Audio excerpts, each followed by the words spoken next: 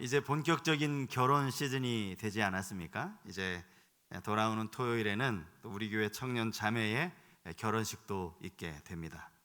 사실 우리 소라 자매를 모르는 분들도 많이 계실 겁니다. 부모님이 지방에 계셔서 자매 혼자 올라와서 자취하고 또 그러면서 청년부에 아주 열심히 섬겼던 신앙생활 아주 잘 하던 우리 자매가 또 신실한 믿음의 형제를 만나서 결혼식을 하게 되는데, 다음 주 토요일 날 나는 잘 모르는 친구인데 하지 마시고 가실 수 있는 분들 좀 같이 가셔서 축하를 해주시면 좋겠다, 이런 생각이 있습니다. 오늘 우리가 읽은 이 본문 말씀도 보시면 이 혼인잔치 비유로 우리에게 잘 알려진 말씀이라는 것을 볼 수가 있습니다. 근데 예수님 당시에 이 유대 사회의 결혼 풍습을 보면 우리와는 좀 다른 부분이 있었습니다. 지금이야 청첩장이 있어서 이제 결혼식을 앞두고 친척이라든지 직장 동료라든지 꼭 와야 될 사람들에게 청첩장을 보내지 않습니까? 요즘은 이제 디지털 시대가 돼가지고요, 우편으로 보내는 게 아니에요. 메일로 보내고 또 카카오톡으로 보내고 이런 다양한 방법으로 이제 청첩장을 보냅니다. 이렇게 이제 결혼식을 알리는 거죠. 하지만 지금부터 2000년 전을 한번 여러분 생각해 보세요. 그때 결혼식이 있으면 이 결혼식을 어떻게 알리겠습니까? 이때 방법은 종들을 보내는 방법밖에 없습니다. 아마 우리나라도 이런 우편 제도가 없었을 그 당시에는 결국은 이런 방법밖에 없지 않았을까 싶기도 한데요.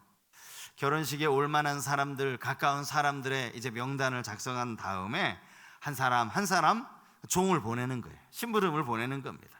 가서 제가 아무개 집에서 어르신의 심부름으로 왔습니다. 그러면서 몇 날 몇 시에 어디에서 우리 주인 아드님의 주인 어른의 자녀가 결혼식을 하는데 꼭 오시면 좋겠습니다. 이렇게 이제 결혼식을 알리는 거죠. 알리기만 하는 게 아니라 결혼식에 참석을 하실 수 있는지 없는지 이 여부도 분명하게 확인을 하는 겁니다. 그렇게 혼인잔치에 초대를 받은 사람은 그날 이제 본인의 일정, 특별하게 중요한 약속이 미리 잡혀진 게 있는지 없는지 이것을 확인한 다음에 이제 결혼식에 갈 수 있겠다라든지, 아니면 내가 이날 미리 잡아놓은 아주 중요한 약속이 있어서 참 아쉽게도 갈 수 없을 것 같다, 이런 이제 대답을 해주겠죠. 결혼식에 초대받았다고 누구나 모두가 다 갈 수 있는 것은 아니니까 그 사람의 형편에 따라 간다 못 간다 이런 이야기를 이제 답으로 알려주지 않았겠습니까? 그리고 나면 이제 그때부터 혼주가 본격적으로 이제 이 혼인 잔치를 준비를 하는 거예요. 몇 명이 오고 어디서 오고 이런 것을 다 알아서 그때부터 그 숫자에 맞는 음식을 준비를 하기도 하고, 때로는 자리를 만들어 놓기도 하고, 이렇게 혼인 잔치를 준비하는 거예요. 요즘도 여러분 호텔 결혼식을 가보면 이게 예식홀과 또 피로 현장이 같이 붙어 있잖아요. 한 공간에서 하니까 둥그런 큰 테이블에 이렇게 자리를 마련해 놓고 거기에 이제 지정사석처럼 성서교회 팀 이렇게 해서 자리를 지정해 놓는 경우도 있지 않습니까? 아마 이 당시도 그랬을 거예요. 이게 그냥 보통 결혼식이 아니라 한 나라의 임금이 자기 아들을 장가 보내는 결혼식이니 당연히 이렇게 준비가 되어 있었을 겁니다. 그런데 여러분 본문 3절 말씀을 한번 보시겠습니다.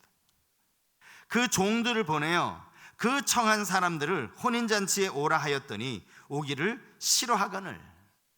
여기 본문에서 말하는 그 청한 사람들이 누구겠습니까? 맨 처음 종들을 보냈을 때 이 결혼 소식이 있다라는 사실을 들었을 때 내가 가겠다라고 말한 사람들, 그렇게 해서 이미 약속이 되어진 바로 그 사람들입니다. 그들에게 그들을 위해 음식도 준비하고 그들을 위해서 잔치를 준비한 다음 이제 종이 두 번째 방문을 한 것이죠. 그래서 그 청한 사람들이라고 표현을 하고 있는 거예요. 그런데 그들이 갑자기 마음이 바뀌었는지 또 어쨌는지 모르겠지만 다 한결같이 오기를 싫어했다라고 성경은 말씀하고 있어요. 여러분 이 구절도 마찬가지예요. 오기를 싫어했다라는 이 말과요, 피치 못하게 못 오게 되었다라는 말은 분명히 다른 말입니다. 뭔가 부득이하게 급한 일이 생겨서 어쩔 수 없이 정말 가고 싶은데 내가 못 오게 되었습니다, 이런 의미가 아닙니다. 가기 싫은 거예요. 본문에 특별히 이 동사는 이 미완료형 동사로 사용이 됐어요. 미완료형, 아직 완료되지 않았다, 그런 의미죠. 그러니까 가만히 이 장면을 생각해 보면 이 종이 계속 이 사람에게 다시 한번 이야기하는 것 같아요. 오시기로 하셨는데 꼭 오시죠. 아니, 우리 손님을 위해서 잔치가 다 준비가 되었는데 오시기로 하지 않았습니까? 계속 이쪽에서는 오라 오라 이야기하고 저쪽에서는 계속 싫다 싫다. 그래, 이 신랑이가 끝나지 않았다는 거예요. 미완료형이에요, 미완료형.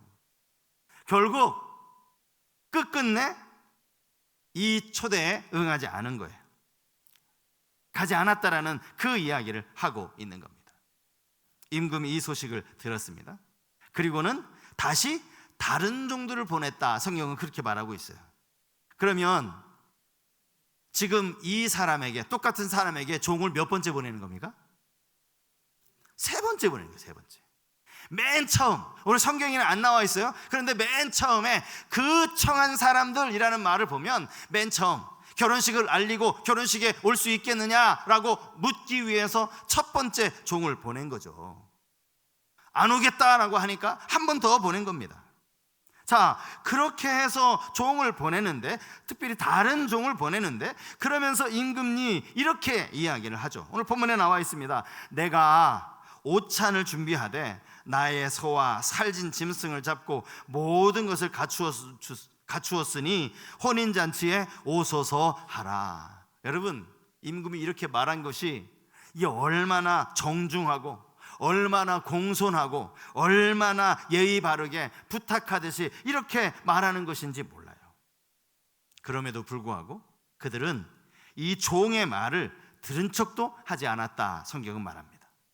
한 사람은 자기 밭으로 갔고요, 또 한 사람은 자기 사업하러 갔고요, 그리고 남아있는 사람은 어떻게 했어요? 종들을 붙잡아서 모욕하고 죽이기까지 했다. 도저히 상상할 수 없는 그런 짓을 저지른 겁니다. 여러분, 여기서 밭으로 갔다라는 이 말, 이게 무슨 급한 일이 있었다라는 그런 의미가 아닙니다. 자기 사업으로 갔다라는 말도 마찬가지죠. 화가 머리끝까지 치밀어 오른 이 임금이 군대를 보냅니다. 그리고는 종들을 죽인 사람을 똑같이 죽일 뿐만 아니라 동네 전체를 불살라버린다. 오늘 여기까지가 이 비유의 첫 번째 단락이라 할 수 있어요. 오늘 비유가 크게 이렇게 둘로 나뉘어지는데 여기까지가 첫 번째 단락입니다. 자, 두 번째 단락은 뭐예요? 이제 이 혼인잔치에 초대하는 대상이 달라지죠. 첫 번째 초대하기로 오기로 했던 사람들이 이렇게 하나같이 다 못 온다고 하니까, 그렇다고 혼인잔치를 안 할 수는 없는 노릇이니까 다시 종들이, 이 임금이 종들을 보내는데 이제는 길가로 보냅니다. 내거리 길가로 보내서 만나는 사람대로 이 혼인잔치에 청하여 데리고 오라, 이렇게 명령을 내린 거예요. 종들이 부지런히 아마 이 길거리를 다니면서 이렇게 혼인잔치가 있는데 혹시 시간 나시면 와서 맛있는 음식 드시고 가시라, 아마 이렇게 초대를 한 것 같아요. 결국 그렇게 해서 이 혼인잔치의 자리가 가득 차게 되었습니다. 그런데 임금이 보더니 거기에서 예복을 입지 않은 한 사람을 봐요. 당신 왜 예복을 입지 않았습니까? 이렇게 대화가 이어지더니 성경에 보면 그를 바깥 어두운데 내쫓는 그런 이야기가 오늘 본문에서 주님이 말씀하시는 비유입니다. 이 비유를 우리가 좀 해석을 할 필요가 있어요. 자, 오늘 본문의 비유에 등장하는 이 임금은 누구겠습니까? 하나님 아버지를 의미하는 거죠. 그의 아들 왕자는 예수 그리스도, 하나님의 아들 예수 그리스도를 의미합니다. 혼인잔치라고 하는 것은 성경에 이런 단어가 종종 나오지 않습니까? 천국에서 벌어지는, 예수 그리스도를 믿는 자들이 함께 참여하는 그런 천국 잔치를 의미하는 단어가 바로 이 혼인잔치일 거예요.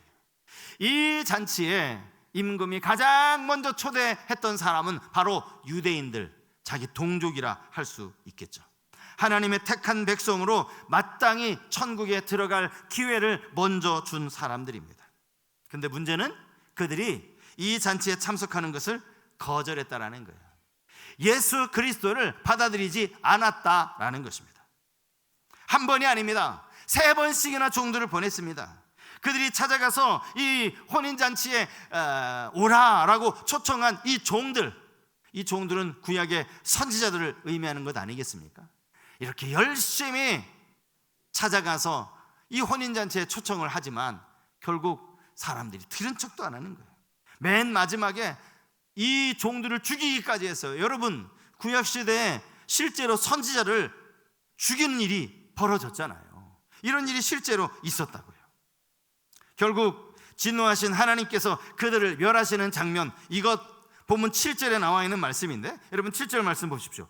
임금이 노하여 군대를 보내어 그 살인한 자들을 진멸하고 그 동네를 불사르고, 이게 앞으로 이스라엘에 되어질 일, 앞으로 예루살렘에 몇십 년 이후에 벌어질 일, 실제로 AD 70년에 로마의 디도 장군이 이 예루살렘을 침공하면서 똑같이 예루살렘을 완전히 초토화시키고 완전히 멸망시키는 바로 그 장면을 주님께서 말씀하고 계시는 거예요.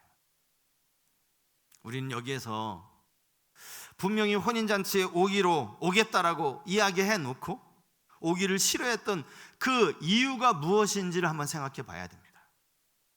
그들이 왜 오기를 싫어했습니까? 오늘 성경에 보니까 자기 밭을 돌보기 위해서, 자기 사업을 위해서라고 그렇게 기록하고 있는데, 이건 하나같이 자기 일에 모든 우선순위를 두었다라는 거예요. 사실 자기 일에 우선순위 두는 게 뭐가 문제냐, 이렇게 혹시 생각할 수도 있습니다. 내가 맡은 일 최선을 다하는 게 그게 나쁜 거냐라고 이야기하실 수도 있어요. 중요한 것은 자칫 세상 일에 얽매이다 보면 하나님 나라의 일을 소홀히 할 수 있다라는 거, 하나님 나라의 일을 소홀히 하지 않도록 조심해야 된다는 그런 의미의 말입니다. 자기 일 충성하지 말라, 자기 일 내팽개치라, 그런 의미가 아니에요. 지난 임직 예배 때 우리 교회 그 하모니 중창단이 특송을 했어요. 그 특송한 찬양이 뭐냐면 주님 내게 오시면 이라는 제목의 찬양입니다. 여러분 아마 예전에 많이 불렀던 그런 찬양일 거예요. 이 찬양 2절 가사가 이렇게 되어 있습니다. 세상 일에 얽매여서 세상 일만 하다가 주님 나를 부르시면 어떻게 만날까? 세상 일만 하다가, 세상 일을 하지 말라는 게 아니에요. 하지만 세상 일보다 더 중요한 것, 바로 하나님 나라의 일을 우리가 중요하게 여길 수 있어야 한다, 그런 의미인 겁니다. 혹시 여러분 이 말씀에 대해서 어떻게 생각하시는지 모르겠어요. 그래도 세상 사는 동안에는 그냥 세상 일을 최우선으로 하는 게 맞다, 만약에 여러분이 그렇게 생각을 하신다면 여러분들은 지금 여전히 세상에 속한 자입니다. 세상에 속한 자예요. 이거 기억하십시오. 우리는 세상에 살아가지만 세상에 속하지 않았다라는 이 사실을 명심하셔야 됩니다. 요한복음 15장 19절에 주님이 이렇게 분명히 말씀하셨어요. 자, 요한복음 15장 우리 한번 이 구절 같이 한번 읽었으면 좋겠는데요. 같이 한번 읽겠습니다. 너희가 세상에 속하였으면 세상이 자기의 것을 사랑할 것이나 너희는 세상에 속한 자가 아니요 도리어 내가 너희를 세상에서 택하였기 때문에 세상이 너희를 미워하느니라. 주님의 말씀이에요. 우리는 더 이상 세상에 속한 자가 아닙니다. 세상 가운데 불러냄을 받은 자라는 게, 성도라는 말 속에서는요 세상에서 우리를 불러내셨다라는 그런 의미가 담겨 있다라는 거죠. 성도라면 세상의 일보다 하나님 나라의 일을 더 귀히 여길 줄 알아야 한다라는 거예요. 우리가 잘 알고 있는 성경 구절이 있잖아요. 너희가 먹든지 마시든지 무엇을 하든지 다 하나님의 영광을 위하여 하라. 하나님의 영광을 위하여 하라. 하나님 우리를 창조하신 목적이 있어요. 우리가 이 땅에 살아가는 삶의 목적이 있다고요. 여기 세례 받으신 분들 다 이 문답 하셨을 거예요. 사람의 제일 내는 목적 뭡니까? 하나님을 영화롭게 하는 거. 이 고백하고 여러분 세례 받으셨는데 기억나시는지 모르겠어요. 우리의 삶의 목적이 하나님을 영화롭게 하는 것이다, 하나님의 영광을 위해서 사는 것이라는 그런 의미인 것이죠. 주님이 들려주시는 이 비유가 천국 비유라는 것, 혼인잔치라는 이 개념도 구원받은 하나님의 백성들이 주님과 함께 즐거워하는 그런 개념 아닙니까? 아니 여기에 초대받았다는 게 얼마나 귀하고 얼마나 기쁘고 얼마나 감사한 일입니까? 아니 가겠다라고 그렇게 말해놓고 고작 그 세상에 하루 늘 하는 일, 급한 일도 아니에요. 늘 하는 그 밭의 일, 그거 하루 잠시 미루지 못하고 거기에 매여 있다면 여러분 이게 얼마나 어리석은 사람입니까? 여전히 세상 일에 관심을 가지고 있다면 그가 얼마나 어리석은 사람입니까? 그는 천국잔치에 참여할 자격이 없는 거예요. 자격이. 사실 오늘 본문에서 우리가 생각해 볼 사람은 이들이 아니에요. 이들은 유대인이니까요. 오늘 본문의 이 두 번째 단락에서 나오는 임금의 초청으로 혼인잔치에 들어가게 된 사람들, 그들입니다. 이들이 바로 오늘 우리죠. 우리를 의미하는 거예요. 성경에 보니까 악한 자나 선한 자나 만나는 대로 모두 데려오니 성경이 그렇게 말하고 있어요. 여러분, 우리는 구원받을 자격이 없는 악한 자였습니다. 물론 하나님 보시기에 뭐 선한 자가 누가 있겠어요? 이 천국이라는 곳이 그렇다라는 거예요. 선한 자만 하나님 보시기에 너는 내가 보기에 선해. 하나님의 기준에 우리 가운데 선한 자가 누가 있느냐고요. 다 악한 자죠. 그럼에도 불구하고 하나님의 은혜로 우리가 이 천국잔치에 참여할 수 있게 되었다라는 거예요. 임금의 초청을 받아 혼인잔치에 들어갈 수 있는 거, 여러분 이것을 우리는 은혜라고 말하는 것 아닙니까? 자격 없는 우리를 부르셔서 영광스러운 하나님 나라 그 잔치에 불러주신 은혜, 이 은혜를 잊지 않고 살아가는 우리 성도님들 다 되실 수 있기를 축복합니다. 어제가 아니고 지난주에 한 집사님 가정을 신방을 하면서 뭐 이런저런 이야기를 나누다가 이런 얘기가 나왔어요. 그분도 믿지 않는 분에게 이제 들으신 거예요. 뭐냐면 교회에서 말하는, 이 기독교에서 말하는 꼭 예수를 믿는 자만 구원을 얻는다라는 이 부분에 대해서 이제 의의를 제기를 하는 거죠. 질문을 던지는 겁니다. 야, 그렇다면 옛날 우리 조선시대에 세종대왕도 이순신 장군도 그럼 예수 몰랐으니까 다 지옥 갔냐? 이런 질문을 하더라는 거예요. 여러분, 이런 질문 여러분도 많이 받아보셨죠? 여러분 뭐라고 대답하셨습니까? 예수님을 알지 못하고 복음을 못 들어봤으니까 그냥 단순히 예수님을 믿지 않았다는 그 이유만으로 그들 지옥 갔다라고 그렇게 말할 수 있습니까? 우리는 여기서 이 구원이라는 개념을 다시 한번 이해할 필요가 있습니다. 구원은 전적인 하나님의 은혜라는 사실을 우리는 반드시 기억해야 합니다. 내가 예수 믿었으니까 하나님 저 구원시켜 주셔야죠. 저 예수 믿잖아요. 저 구원시켜 주세요. 당당하게 요구할 게 아니라는 거죠. 우리가 믿는 이 믿음도 사실은 하나님이 주신 거예요. 너희가 그 은혜로 인하여 믿음으로 말미암아 구원을 받았다, 성경이 말하고 있지 않습니까? 내가 믿으려고 그렇게 스스로 믿은 게 아니라 우리 안에 믿음을 하나님이 주신 겁니다. 그러니 믿음조차도 하나님 앞에 자랑할 게 아니고 당당하게 내가 구원을 받아야 한다라고 말할 게 아니에요. 신약시대에 이런 예수 그리스도를 통해서 우리에게 새로운 구원의 길을 하나님이 열어 놓으셨지만, 그렇다고 구약의 다윗 왕이라든지 그 위대한 이사야나 엘리야나 이런 선지자들은 다 예수님 시대 전 사람입니까? 구원을 못 받은 겁니까? 그렇지 않잖아요. 이건 상식적으로 그렇지 않잖아요. 자비의 하나님께서 당연히 그들을 위한 구원의 길을 열어 놓으신 거예요. 우리가 이 구원이 정말 전적인 하나님의 은혜이기 때문에 뭐 그 오래전 조선시대 사람들이 뭐 구원을 확실히 받았다, 확실히 못 받았다, 이것을 우리가 단정지어 말할 수는 없지만, 복음을 아예 들어보지 못한 사람에 대해서도 하나님은 여전히 자비의 하나님이다라는 사실은 우리가 기억할 필요가 있어요. 자비의 하나님께서 당신의 선하신 뜻대로 얼마든지 역사하실 수 있고 역사하셨을 것이라 그렇게 우리가 믿는 거죠. 사실 가만히 생각해 보면 여러분, 우리 이 가운데 세종대왕 아주 위대한 왕 아닙니까? 아이고 세종대왕이 구원 못 받았대, 막 그거 생각하고 여러분 통곡하실 분 여기에 아무도 안 계실 거예요. 사실 중요한 건 그게 아니거든요.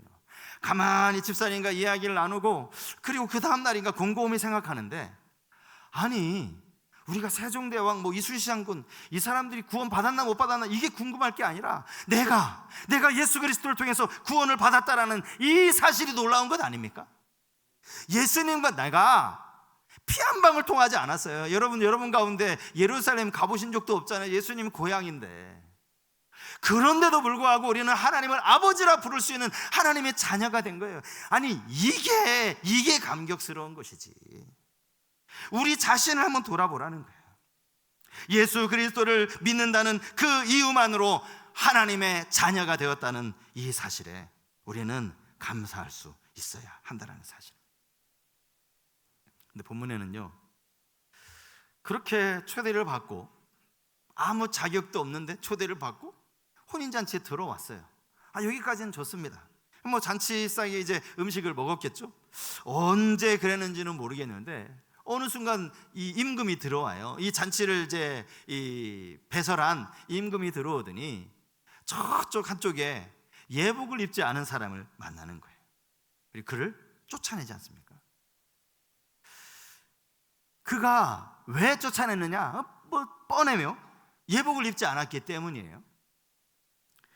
우리가 이 본문만 생각을 하면, 어떻게 초대를 해놓고 예복 안 입었다고 그렇게 쫓아낼 수 있나, 조금 의아해할 수 있습니다. 이것도요, 예수님 당시에 우리가 이 결혼 풍습을 좀 알면 이해하기가 훨씬 쉽습니다. 결혼식이라든지 이런 아주 큰 집안의 행사, 가정에 이런 행사가 있을 때는요, 잔치에 참여하는 사람들은 어떤 면에서는 꼭 격식을 차리기 위해서 예복을 입어야 돼요. 그게 이 잔치를 배설한 사람의 예의를 표하는 거예요. 그래서 예복을 입도록 되어 있었다라고 합니다. 그런데요, 중요한 건 이 예복은 자기들이 집에서 준비해 오는 게 아니라 이 잔치를 준비하는 주인이 미리 준비를 해 놓았다라는 사실이에요. 그래서 어느 그 기록에 보면요, 이런 이야기가 적혀 있더라고요.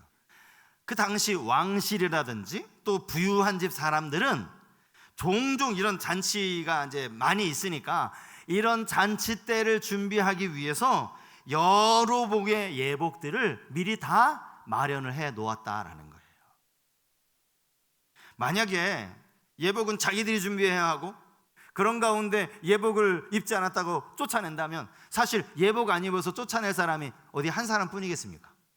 여기 모여있는 사람들 지금 다 길거리에 가다가 길거리 캐스팅된 사람들이에요. 막 가다가 불러다가 혼인잔치 있으니까 와서 밥 먹고 가라고. 그렇게 모집된 사람들인데, 그렇게 초대를 받은 사람들이에요. 그들 가운데 누가 예복을 입고 있겠느냐고요. 어디 가서 예복을 준비해 오겠느냐고요. 다 예복을 가지고 있지 않은 사람들이에요. 그런데 성경에는 한 사람만 예복을 안 입었다라고 그렇게 말씀하고 있지 않습니까? 예복은 이미 주인이 다 준비해 놓았다라는 것이죠. 자, 분명한 것은 이 사람, 예복을 입지 않은 이 한 사람도 이 혼인잔치에 들어오면서 이 예복을 분명히 받았을 거라는 사실이죠. 그런데 이걸 받기만 하고 입지는 않은 거예요. 그래서 오늘 임금이 왜 당신은 예복을 입지 않았습니까? 라고 물었음에도 불구하고 이 사람이 아무 대답을 못해요. 아무 대답을 못합니다. 여러분, 이 비유에서 예복이 무엇을 의미할까요? 예복이 상징하는 게 뭘까요? 사실 이거는요, 학자들마다 조금씩 의견이 다르더라고요.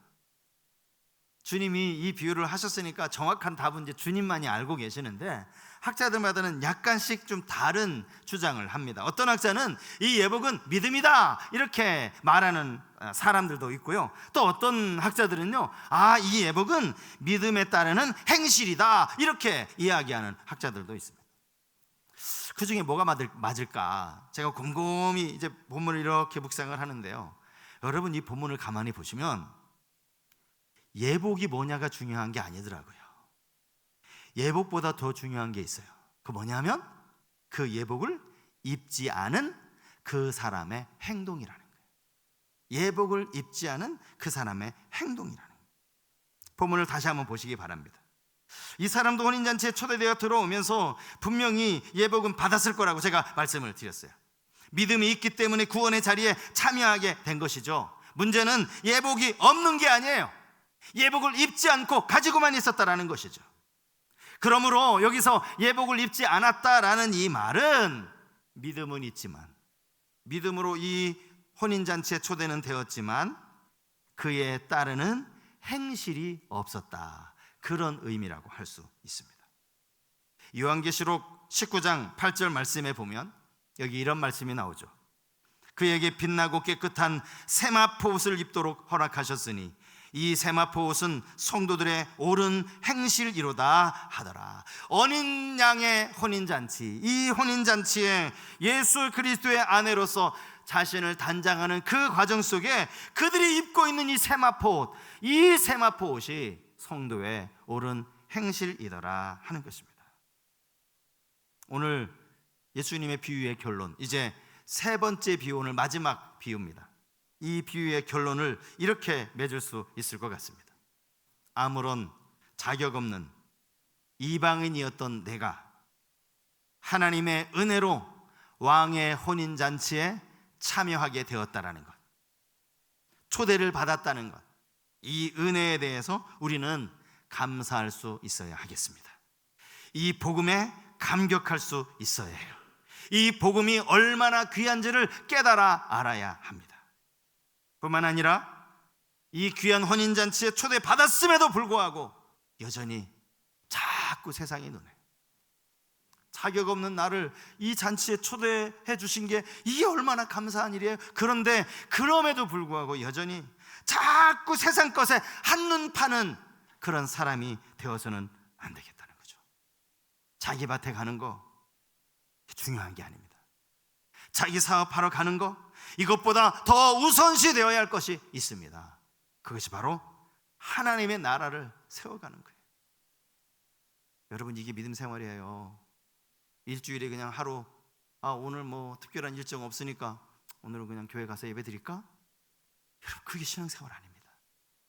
여러분, 삶에서 항상 내가 받은 그 구원의 은혜를 생각하고 어떻게 하면 하나님 기뻐하시는 삶을 살아갈 수 있을까? 한 주간 내내 말씀과 가지고 씨름하고, 당연히 주일날 하나님 앞에 마음과 정성을 다해 예배하기 위해서, 그리고 이 자리에 나와서 온전히 하나님을 예배하는 것, 이게 진정한 신앙생활이라고요.